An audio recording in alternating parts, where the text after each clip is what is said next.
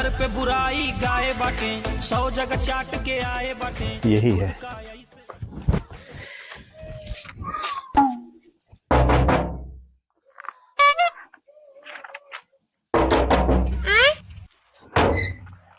नमस्ते। नमस्ते। तुम्हारा नाम निर्मला देवी है? हाँ। होटल लिस्ट में नाम नहीं है तुम्हारा, तो उसी को चढ़वाना है। तो अपना आधार कार्ड हमें दे दो, तो हम होटल लिस्ट में तुम्हारा नाम चढ़वा दें।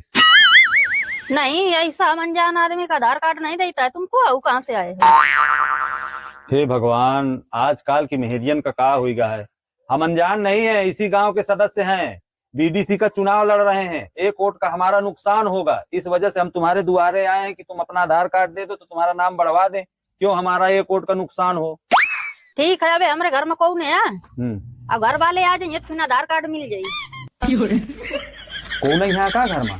बहुत दोगला बाटे। नहीं, अभी तो घर में हम अकेले ही हैं।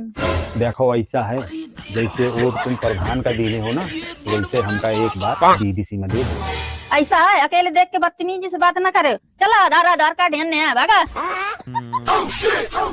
अरे खुद का ऐसे शुद्ध बताऊं, गंगा में जैसे नहाए बाटे।